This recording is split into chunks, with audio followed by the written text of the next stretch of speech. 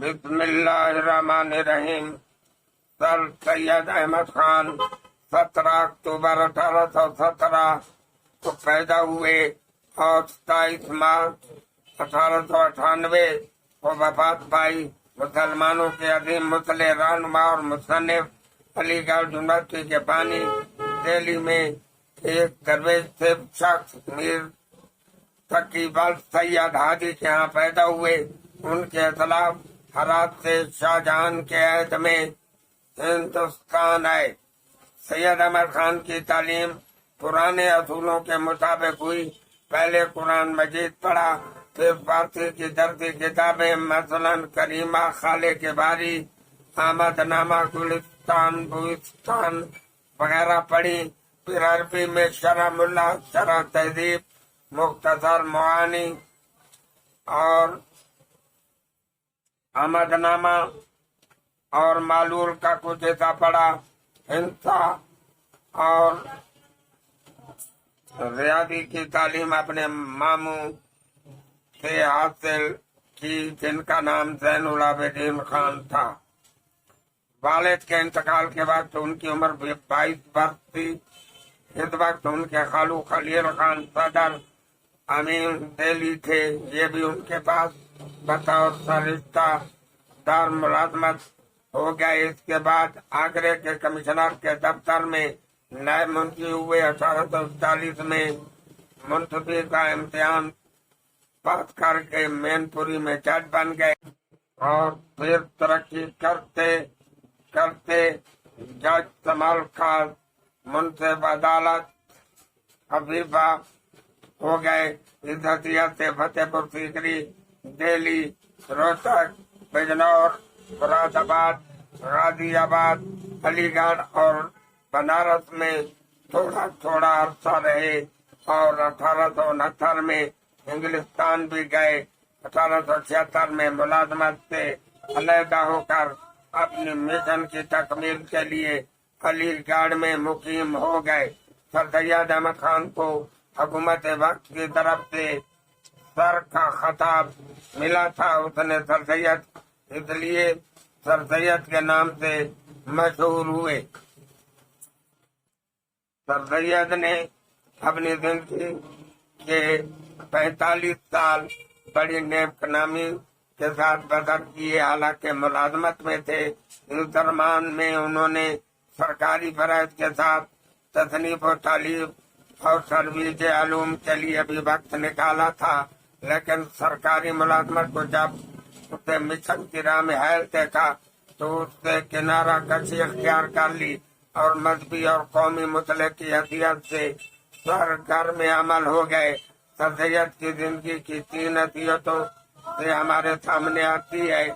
وہ مصنف بھی تھے، مذہبی مصلح اور قومی رہنما بھی تھے۔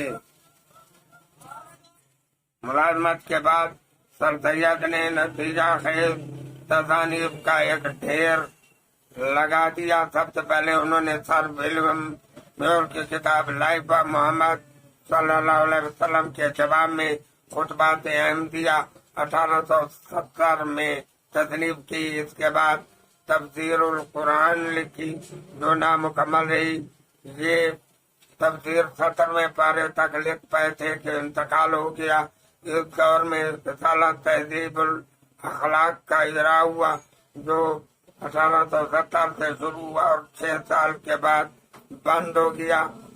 پھر اس کا دوسرا دور 2 سال 5 ماہ اور پھر تیسرا دور 3 برس تک ہے۔ اس رسالے میں دیگر اہل قلم کے ساتھ ساتھ سر سید کے مضامین بھی چھپتے تھے جو زیادہ تر مذہبی اصلاحی اور قومی مقاصد کے حامل ہوتے تھے۔ مذہبی مصلح کی حیثیت سے سر سید سب سے پہلے مجتہد تھے جنہوں نے علم کلام کی ضرورت کو محسوس کیا۔ یہ وہ دور ہے جب مغرب میں سائنس اور مادی ترقی زوروں پر تھی اور اہل جرم مذہب اور سائنس کو جو الگ الگ خانوں میں رکھ چکے تھے، اس کا اثر مسلمانوں پر ہو رہا تھا۔ وہ سمجھ رہے تھے کہ اسلام کی ترقی کی راہ میں رکاوٹ ہے۔ دوسرا بڑا خطرہ عیسائی مشنریوں کا بڑھتا ہوا رسوخ تھا اور تیسرا خود مسلمانوں کے دلوں میں مستشرقین کی بیان کردہ باتوں سے غلط خیالات پیدا ہو رہے تھے اور وہ اسلام کو خلاف عقل مذہب سمجھنے لگے تھے۔ اس وقت سر سید نے جدید علم الکلام کی بنیاد ڈالی، جس کی بنا پر سر سید احمد خان کا بحیثیت رہنمائے قوم سب سے اہم کارنامہ ان کی تعلیمی تحریک ہے۔ انہوں نے مسلمانوں کے مذاہب کا حل تعلیمی ترقی میں مضمر جانا اور پھر اس کے لیے سرگرم عمل ہو گئے۔ لندن سے واپسی پر انہوں نے ایک کمیٹی برائے خاص کار ترقی تعلیم مسلمان کے نام سے قائم کی اور تعلیم کے موضوع پر مضامین لکھوا کر ایک درسگاہ کا آغاز کیا۔ 1875 میں علی گڑھ میں اس مدرسے کا افتتاح ہوا جو 2 سال بعد کالج بن گیا اور اگلے برس سے جہاں کالج کی تعلیم کا آغاز ہو گیا۔ یہ ایک طرح کا کامتی ادارہ تھا، اس لیے اس کے ساتھ ہاسٹل بھی تھے۔ طلبا کی ہر طرح سے تربیت کی جاتی تھی۔ کہنے کے تو یہ کالج تھا مگر حقیقت میں مسلمانوں کا ایک اہم سیاسی مرکز تھا۔ سر سید مسلمانوں کے سیاسی امور کے رہنما تھے۔ سر سید کی سیاسی خدمات بھی قابل ذکر ہے۔ 2 کم نظریہ کا بعد اعلان انہوں نے کیا۔ یہ چیز اردو ہندی زبانوں کے جھگڑے سے چلی اور پھر سر سید احمد خان جو پہلے اتحاد مذہب کے قائل تھے، مسلمانوں کے لیے علیحدہ سیاسی حقوق لینے کے لیے تل گئے۔ ان کی سیاست کی تربیت کا علی گڑھ کالج ہی تھا، اگرچہ یہ کالج بڑے علماء تو تیار نہ کر سکا۔ جیسا کہ سر سید نے کہا تھا کہ فلسفہ ہمارے دائیں ہاتھ میں ہوگا، نیچرل سائنس بائیں ہاتھ میں، اور کلمہ طیبہ کا تاج سر پر ہوگا۔ لیکن جہاں سے ایسے طلبہ تربیت پا کر نکلے جو سیاسی میدانوں کے ماہر ثابت ہوئے۔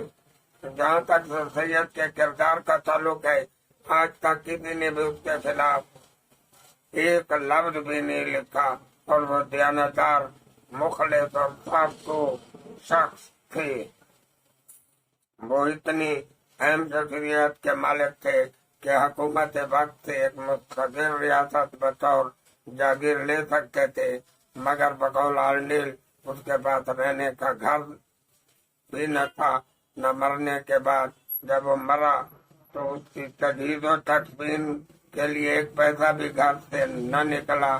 یہ شان قلندری نہ تھی تو اور کیا تھا؟